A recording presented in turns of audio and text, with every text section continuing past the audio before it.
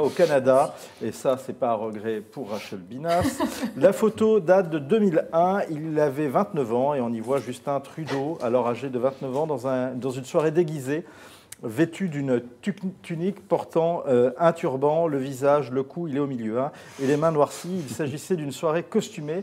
Le thème, c'était les 1001 nuits, et celui qui allait devenir le Premier ministre du Canada, figure internationale du multiculturalisme, se déguise, selon ces termes, je le cite, en costume d'Aladin, y compris avec le maquillage. C'est donc ce qu'on appelle du blackface, pratique qui consiste pour une personne blanche à se maquiller en noir, et perçue aujourd'hui comme raciste.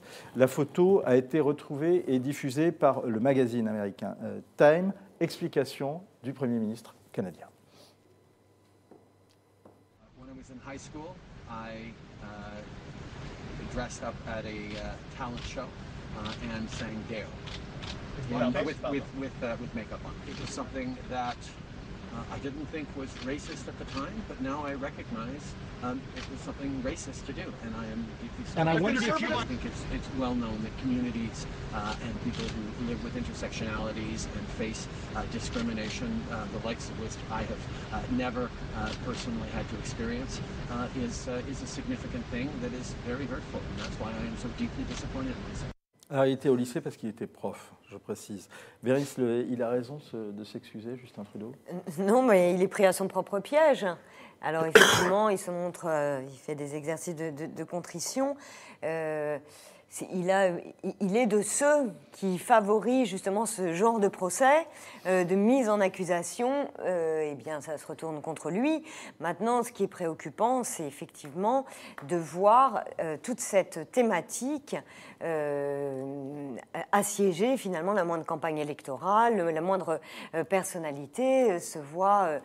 Donc, c'est surtout l'invasion de toutes ces catégories qui est très préoccupante. Parce qu'on n'en finira pas de... Mathieu Souquier, c'est sincère pour vous ou c'est l'embarras de la photo quand Justin Trudeau fait il est sans doute très embarrassé et il est peut-être sincère. Enfin, j'ai pas de... Je vous avoue que je ne suis pas très à l'aise avec le sujet parce qu'en voyant la photo, je ne suis pas plus scandalisé que ça. C'est-à-dire que je la trouve tout à fait maladroite, évidemment, mais encore une fois, moi, pour mes 40 ans, je me suis déguisé en Alf et je sais que le jour où je serai nommé à Matignon, ce qui ne manquera pas d'arriver, on ressortira cette photo et je serai obligé de me justifier. Et d'ailleurs, je suis venu avec... 30 ans, il avait pire. Et d'ailleurs, je suis venu avec... Non, il est évident que, si on doit payer pour toutes les bêtises qu'on a faites quand on avait 15 ans, 20 ans ou même 40 quand on est un peu attardé. Non, alors évidemment, il se serait déguisé ainsi aujourd'hui en étant Premier ministre. Tout le monde considérerait que c'est une énorme, c'est au-delà de la maladresse, c'est de la faute politique. Bon, il a dit qu'il s'était déguisé en Aladin. Je ne sais pas si se déguiser en Aladin est une faute politique majeure. Ça dit, à mon avis, quand même juste deux choses. Si on fait un pas de côté, parce que je pense que cette affaire va quand même s'éteindre assez vite. Enfin, il faut souhaiter que cette affaire s'éteigne assez vite, dès lors qu'en plus, il fait acte de contrition. Voilà, avec un minimum de sincérité, je pense. Mais bon, c'est pas énormissime comme histoire. Il est vrai qu'il y a un côté arroseur arrosé. C'est un peu méchant de le dire comme ça, mais évidemment, il s'est positionné comme le héros, le héros du multiculturalisme et tout. Donc évidemment, ça lui revient en boomerang. Un modèle de ça. Non, ça dit quelque chose, peut-être parce que je suis historien de formation et donc depuis toujours attaché à la question des sources, des traces, des archives, etc. Comment une société conserve, est capable de construire sa propre mémoire à partir des traces et des sources qu'elle conserve. Là, ça dit quelque chose de notre société numérique. Il n'y a pas d'amnésie numérique. Dans une société numérique, en fait, tout se garde, tout se conserve et donc tout ressort. Alors, on verra combien de temps ça dure. Mais aujourd'hui, en tout état de cause, il n'y a pas de prescription. Non, donc ça pose en tout cas la question de savoir comment une société numérique est capable de construire sa propre mémoire. Bon, Rachel Binas revient du Canada, donc on va lui demander son avis. Oui, je reviens du Québec, tout à fait. Alors, Mathieu Bock-Côté sera sensible à la façon dont vous faites une différence entre le Québec et le Canada. J'espère bien. Il y a deux sortes de réactions justement qu'on observe outre-Atlantique. Les Québécois qui se demandent, majoritairement francophones, qui se demandent pourquoi un déguisement peut devenir une affaire d'État. Et puis du côté du Canada anglophone, ça serait la manifestation d'un racisme. Alors peut-être qu'ils n'en étaient pas conscients, mais c'est ça. En fait, c'est tout simplement, c'est issu un petit peu d'une américanisation de nos esprits. Et le Canada en est victime parce que c'est une leçon d'histoire qui est propre aux États-Unis, au sud des États-Unis, mais en aucun cas ce qu'on appelle blackface avait une connotation raciste, que ce soit au Canada ou en France, en Europe plus largement. Oui, c'est parce que ce qu'il faut que vous précisiez, qu'on précise, c'est que le blackface, c'était aussi une pratique de certains blancs du sud des États-Unis qui consistait à se grimer en noir pour monter sur scène et se moquer des Noirs. C'était raciste, c'était entièrement raciste. C'était formellement raciste. Ça, le Canada, on est à l'époque de la ségrégation, le Canada ne l'a pas connu, la France non plus, et donc voilà, cette espèce d'américanisation des esprits. On faisait l'histoire belge sur scène et puis on se moquait aussi des Asiatiques, donc c'est pareil.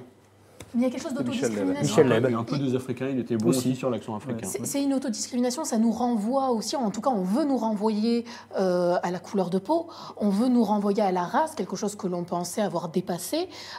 L'idéologie multiculturaliste ne l'a pas dépassé, et aujourd'hui c'est l'antichambre de quoi après de ce qu'on appelle l'appropriation culturelle. Est-ce que Trudeau a eu raison ou pas de le faire ? Oui, si l'on en croit son idéologie. C'est-à-dire que pour lui, c'est le premier moralisateur, c'est l'arroseur arrosé, là. C'était le premier, justement, à distribuer les bons et les mauvais points. C'est lui, quand même, qui a dit, au sujet de la laïcité, chose à laquelle sont intimement attachés les Québécois, que c'était digne de la ségrégation des États-Unis dans les années 50. Donc, qu'il fasse comme ça cette mise en scène de la pénitence, c'est pas surprenant du tout. C'est pas surprenant, et puis son camp lui pardonnera. Marc Landré, un avis sur la question? Je me demandais qu'est-ce qu'il ferait quand on découvrira qu'il a trompé sa copine à 15 ans.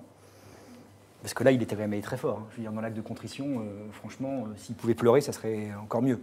Mais moi, je trouve ça ridicule. Et le procès qu'on lui fait, et son acte de contrition, de repentance, je veux dire, voilà, c'est stupide. Mais c'est associé à son idéologie. Peut-être, mais enfin, sa vision, lui, on en parle et ça fait un fait d'actualité, ce qui est complètement dingue aussi. Contre laquelle il nous faut lutter. Et je ferai un parallèle. Il y a quelque temps, Jean-Marie Bigard a fait une blague complètement nulle sur, je crois que c'était chez Hanouna, sur le viol. Oui. Il a été vilipendé pour ça. Il a des salles de spectacle qui se sont décommandées et le CSA a reçu des tonnes de plaintes. Et texte également. Et je me suis replongé parce que ça m'a rappelé un sketch de Dupontel qui s'appelait La Plaidoirie, qui datait de la fin des années 80, où il jouait le rôle sur scène d'un avocat qui défendait un violeur. Ce qu'il faisait il y a 30 ans ne pourrait plus le faire aujourd'hui. Parce qu'on se rend compte que les mœurs ont évolué et surtout notre capacité à accepter ce qu'on considérait comme étant drôle il y a 30 ans a complètement changé. Et aujourd'hui, la société... Aussi. Mais le blackface n'existait pas il y a 5 ans. Hein. Moi, alors, ce que je voudrais dire, c'est justement le blackface. Nous avons surtout découvert cela donc, au moment de la représentation des suppliantes d'Eschyle. Et ce qui a quand même été absolument terrible, c'est que le metteur en scène, quand il a donné... justement la polémique. La polémique des suppliantes. Voilà, le CRAN et d'autres associations ont obtenu l'annulation de ce spectacle. Il y a eu Griezmann également. Au regard des menaces. C'est une autre affaire. Et voilà, on reste sur les suppliantes. Oui, ce qui est intéressant dans l'affaire des suppliantes, donc de cette mise en scène, donc le metteur en scène, lui aussi, a fait acte presque de contrition, en disant je ne mesurais pas, etc. Et quand il a remonté la pièce, eh bien, il a finalement abdiqué, signé la reddition, et il a renoncé à ses masques, et pour justement faire allégeance, en définitive, à cette idéologie. Donc, il n'y a justement que Causeur qui véritablement a pointé cette conversion, finalement, du metteur en scène, parce que, et d'abord, sa première phrase, c'était de dire c'est absolument terrible, parce que finalement, nous sommes tous africains, et ensuite, il remonte la pièce, il la représente, et là, il abdique. Donc, on voit aussi quand même les pressions qui sont exercées par ces associations et l'intimidation que ce terme arrive à... l'intimidation que produit quand même donc toutes ces accusations. Alors, un certain nombre de réactions de nos internautes. Heureusement qu'Orson Welles est mort, nous dit Citoyen Payeur. On lui a reproché son maquillage dans Othello. Ça devient ridicule tout ça. Bronito, tout dépend de la démarche derrière le blackface. Y voir la volonté de ridiculiser les Noirs, c'est généralement plus que déplacé. Oui, non, ça c'est carrément raciste, on est d'accord. Babino, la blackface a une signification particulière en Amérique du Nord. C'est embarrassant pour lui. Aux États-Unis, même pas au Canada. Bronito, encore, la blackface est aussi associée, il me semble, au fait que dans les films hollywoodiens, on utilisait des acteurs blancs pour jouer des noirs. Je ne suis pas au courant de cette précision, mais merci de me l'apporter. La dictature du politiquement correct ne nous mène pas à une société moins raciste et plus tolérante, bien au contraire. C'est ce qu'estime également Bronito. On vous posait la question sur... Dictature du politiquement correct, ça mériterait quand même un tout petit peu de nuance. Si ces sujets-là... Non mais soyons quand même un tout petit peu sérieux. C'est-à-dire que notre société est moins menacée par la censure ou la dictature de la bien-pensance que quand même, par ailleurs, ce qui découle de ce que fut le racisme pendant longtemps et qui est aujourd'hui, en fait... C'est pas d'établir une hiérarchie. Non, mais juste source de discrimination. Non, mais je vais quand même terminer ma phrase. Je vais quand même terminer ma phrase. Pardon ? Non, mais c'est extraordinaire. La France est plus menacée par le politiquement correct que par le racisme. Mais parce que je pense que vous n'êtes pas vous-même dans votre vie victime de discrimination. Mais vous n'ignorez pas en fait que y compris en France, mais vous allez quand même l'accepter puisque je le dis en fait. Je suis femme, donc je suis censée être victime d'absolument tout. Vous êtes censé ou vous êtes victime. En tout état de cause, vous n'ignorez pas qu'il y a dans la société française des discriminations et que si des gens réagissent de façon... Je vais essayer de terminer mon propos. Si des gens réagissent de façon peut-être même disproportionnée à ce type de réalité, c'est parce que cette réalité-là renvoie à ce qu'est la réalité des discriminations. C'est quand même une construction idéologique, c'est-à-dire qu'à 5 ans, personne ne savait en Europe et même que la question au des Québec, discriminations soit aujourd'hui épidermique. On vous a laissé terminer, s'il vous plaît. Je vais terminer. Rachel, vous terminez, Mathieu, vous répondez, et après on passe au prochain sujet. Ni au Canada, ni en Europe. On ne savait pas, vous demandez à quelqu'un ce que veut dire blackface, personne ne le savait. Vous pouviez vous déguiser, il n'y avait pas de problème. Opposer dans les termes même, la dictature de la bien-pensance, de la bien-pensance à quand même la réalité d'une société qui continue à être, y compris en France, y compris chez nous, où le terme d'égalité est inscrit au frontispice de toutes les écoles. Oui, nous sommes dans une société. Alors là, vous nous entrez exactement... Nous ne vivons pas dans la même société, chère madame. Ah mais non, mais à ce moment-là, c'est le même discours que Mélenchon. Je veux dire, on est dans un pays où la justice n'existe pas. Là, la menace serait le racisme et la discrimination. Je dis juste que nous sommes dans un pays où les discriminations existent. Et existe de façon féroce, pas uniquement pour les femmes. Elle n'existe.